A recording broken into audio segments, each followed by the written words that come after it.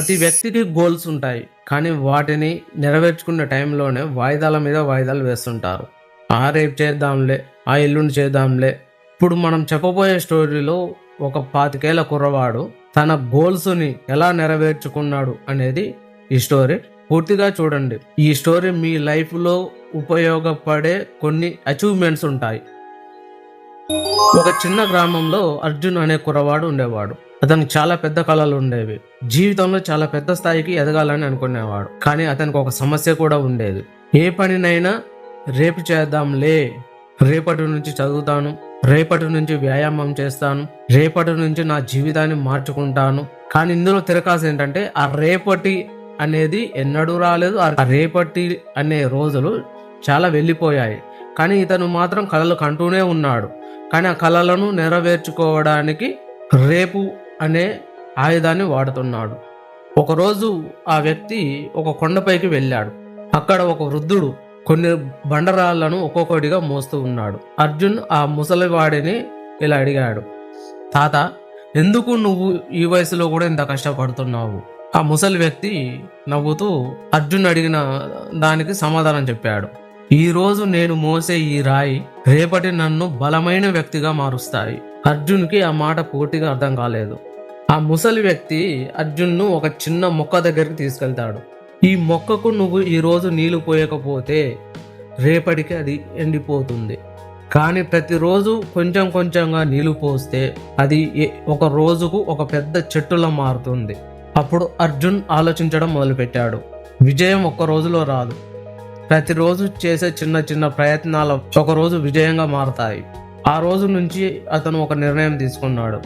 రోజుకు కేవలం 1 గంట మాత్రమే తన లక్ష్యం కోసం కష్టపడాలి అని. ఫస్ట్ రోజు చాలా కష్టంగా అనిపించింది. సెకండ్ రోజు కూడా అలాగే అనిపించింది. 3వ రోజుకు టోటల్గా అతని ప్రయత్నాన్ని వదిలేయాలనిపించింది. కానీ ఆ వృద్ధుడు చెప్పిన మాట గుర్తుకు వచ్చింది. రాయి ఒక్క దెబ్బతో పగలదు, 100 దెబ్బలు కొట్టిన తర్వాతనే పగులుతుంది. కానీ చివరి 100వ దెబ్బకే రాయి పగిలింది అంటే అపోహ. ముందు కొట్టిన 99 దెబ్బలు కూడా ఆ రాయి పగలడానికి సహాయం చేసినవే. 3rd డే నుంచి అతను తన ప్రయత్నాన్ని వేరే విధంగా మార్చుకున్నాడు. అర్జున్ మళ్ళీ మొదలుపెట్టాడు. ఓటమి అనేది ముగింపు కాదు, ప్రయత్నం చేయకుండా ఆగిపోవడమే నిజమైన ఓటమి. రోజులు గడిచాయి, నెలలు గడిచాయి. అతని స్నేహితులు అతన్ని చూసి నవ్వేవారు. నువ్వు ఇంత కష్టపడి ఏమి సాధిస్తావు అని ఎగతాళి చేసేవారు. అతను వాళ్లకు తిరిగి ఎదురు సమాధానం చెప్పేవాడు కాదు. ఎందుకంటే నీ సమాధానం నీ మాటల్లో కాదు, నీ ఫలితాల్లో ఉండాలి. 1 సంవత్సరం తర్వాత అదే గ్రామంలో ఉన్న వారందరూ అర్జున్ చూసి ఆశ్చర్యపోయారు. అర్జున్ తన కష్టంతో ఒక మంచి వ్యాపారాన్ని ప్రారంభించాడు.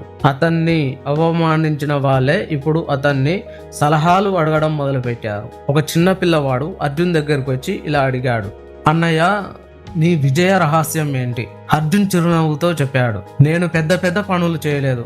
నేను చేసిన చిన్న చిన్న పనులే ప్రతిరోజు ఆపకుండా చేశాను. క్రమశిక్షణ అనేది ప్రేరణ కంటే గొప్పది. ప్రేరణ కొద్దిసేపే ఉంటుంది, క్రమశిక్షణ జీవితాంతం నిన్ను ముందుకు నడిపిస్తుంటుంది. ఆ రోజు అర్జున్ మళ్ళీ ఆ కొండపైకి వెళ్ళాడు. కానీ అక్కడ ఆ వృద్ధుడు కనిపించలేదు. అతను కూర్చున్న చోట ఒక చిన్న రాయి మాత్రమే కనిపించింది. ఆ రాయిపై ఇలా రాసి ఉంది, నీ జీవితాన్ని మార్చేది అదృష్టం కాదు, ప్రతిరోజు నువ్వు తీసుకునే చిన్న నిర్ణయాలు. అర్జున్ కళ్ళల్లో ఆనంద బాష్పాలు వచ్చాయి. ఆ రోజు అర్జున్కి అర్థమైంది, వృద్ధుడు తనకి డబ్బు ఇవ్వలేదు, షార్ట్ కట్ చెప్పలేదు, కానీ జీవితాంతం ఉపయోగపడే అలవాటును నేర్పించాడు. ఈ కథలోని నీతి ఒక్కటే, నీ కలలు పెద్దవైనా వాటిని నిజం చేసేది ప్రతిరోజు నువ్వు చేసే చిన్న చిన్న ప్రయత్నాలే.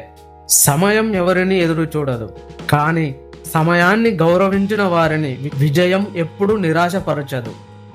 గుర్తుంచుకో, ఈ రోజు నువ్వు తీసుకునే ఒక మంచి నిర్ణయం ఏదో ఒక రోజు నీ జీవితాన్ని మార్చగలదు, నువ్వు అనుకున్నది సాధించగలదు.